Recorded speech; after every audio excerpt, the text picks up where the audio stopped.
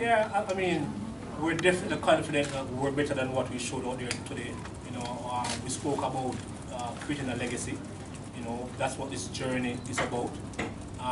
We created history when we got here. We created history again in the first game by scoring our first ever points. We created history in the second game by scoring, the first try, and we wanted to create a bit of history by, seeking that win. A lot of persons believe that it's a pipe dream, but that's a belief in our camp. We have overcome a lot of obstacles just to be here, and we just wanted that win so much, But it's all a part of the experience, This disappointment, I think, creates that fire in the belly for us to want to ensure that we're here again come 3 years' time. You see, it's far-reaching. There are a lot of persons who I've heard in the media speak about the World Cup should be played only between 5 or 6 nations. That's rubbish. Is it really a true world game?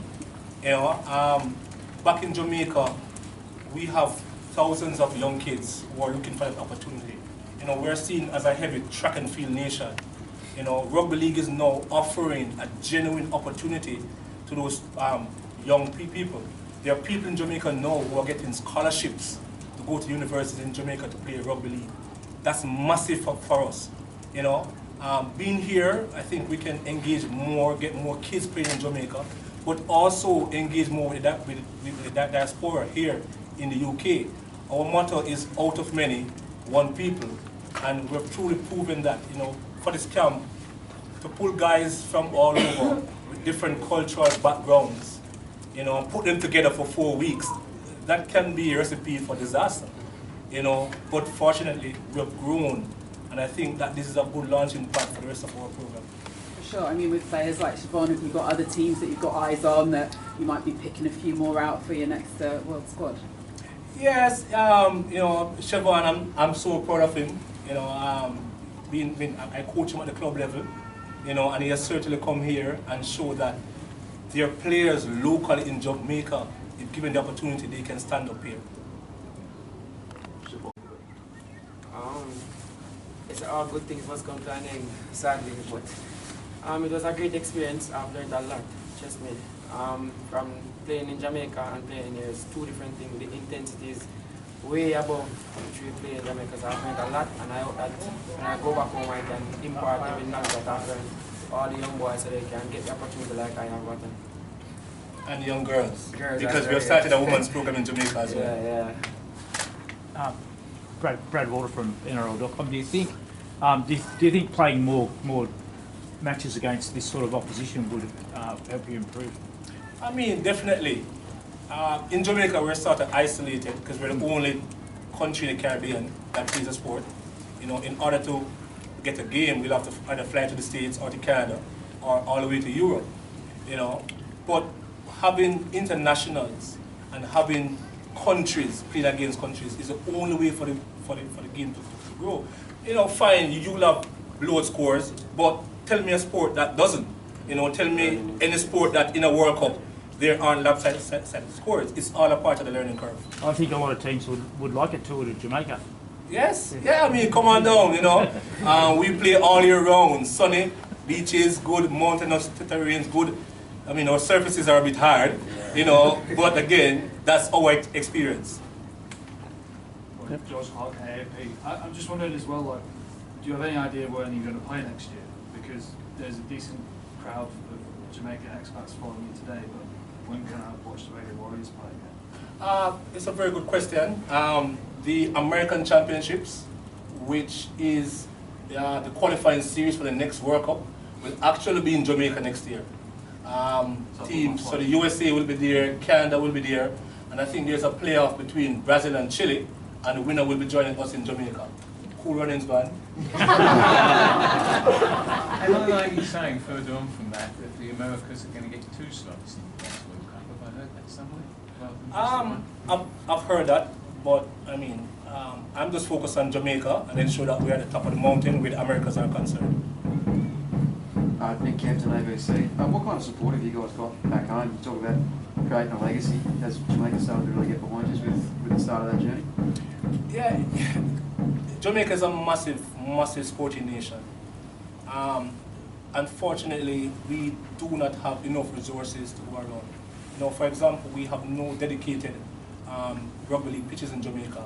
We play on soccer pitches, strapping PVC pipes to the post. The dimensions for a soccer field is different from rugby league. So you can imagine these boys coming here and realize that the pitch is much wider and much longer. So we locally, we do not get enough support. But to be fair, I think every nation will have the same complaint. Hopefully, being in this World Cup and the spotlight being on Jamaica will encourage the corporate entities in Jamaica to come on board a bit more. And for us, the massive thing is, one, we need a home field, and two, we need to drive our playing numbers up. Because once we do that, that is when I think players will get better over time. Gavin Willisey from The Guardian. I think I'm right in saying that all the domestic players are from the same club. Yes. What can you do about them taking back what they've experienced and spreading it through a bigger population of players rather than all going back to the same place? Yeah, and that's a question that has been asked right across Jamaica, But when you have a club that has won 6 times in a row, it says something about that program. There are a couple of plans that we have going forward. One, I think in Jamaica, the biggest issue is coaching. So there'll be a number of workshops and seminars for coaches, and also a number of workshops and seminars for players. Because if we can have these players who have been here, getting this experience, actually having a platform, to pass on that knowledge, to other players, then I think it augurs well for the program. Chevaughn, I've heard rumours. Have you or any of the other 5 islanders who've come across from the Haney Park Red Sharks, have you had any approaches from Championship or League One clubs over here to start with you and playing this season? No, I've not. I'm not knowledgeable of the others, but not for me. Okay. So I heard rumours that maybe Kikli could listen to the Yeah, no one ever approached me. Anyone else? Thank you very much, everyone. Thank you very much. All right, Coach, as you know, coming into this World Cup, there were a couple of hurdles along the way when you had COVID, injuries. Perhaps you might have wanted a few more internationals for the team, but bear in mind all of those challenges. How would you summarize the tournament that we had?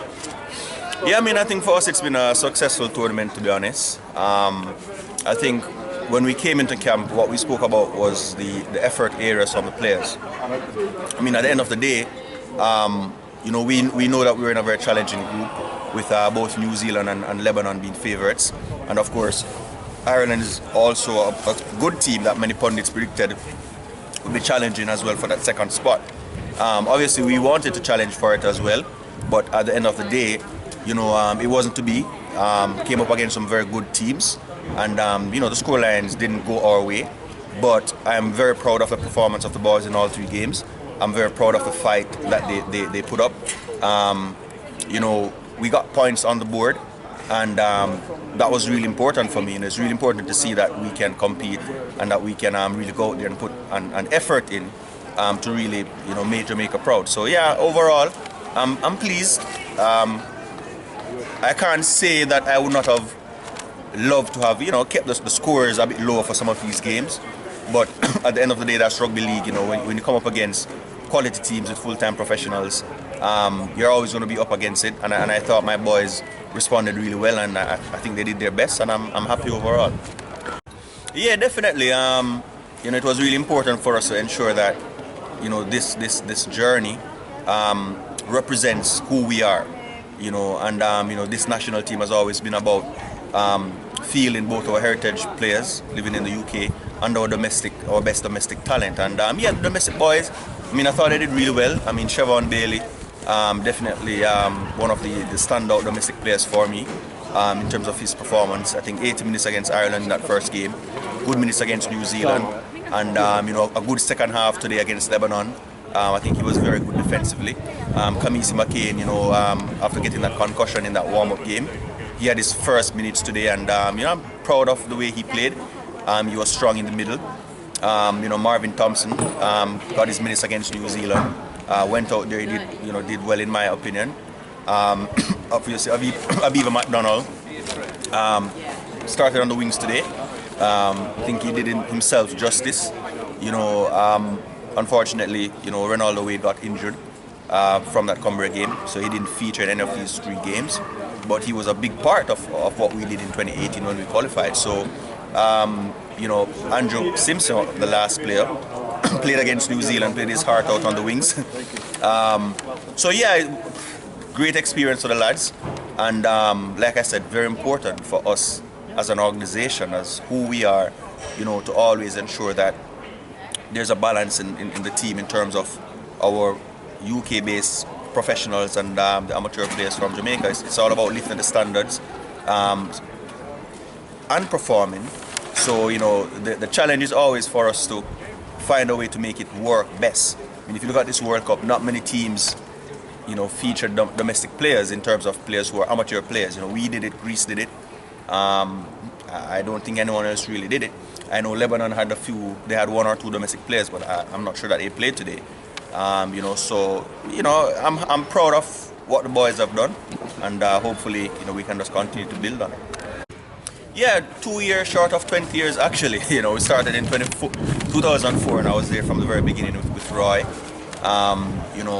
Great journey started by the founding fathers, Paul Morris and Keith Jackson and Mr. Masterton. So to be here still is a great honor for me. To see the realization of the dream, I mean, that's what's massive. It's very emotional for me and for my family. And yeah, it's on to the next thing right now. And obviously the next thing for us is France 2025. We definitely will be putting in plans in place. We'll be learning from what we did here at the World Cup. Taking all the good stuff, taking all the bad, analyzing, and coming up with a plan to see if we can qualify for our 2nd consecutive World Cup, and then to see if we can be more competitive in that World Cup. So yeah, it starts today. It starts today again. So it's going to be interesting to see how we handle that.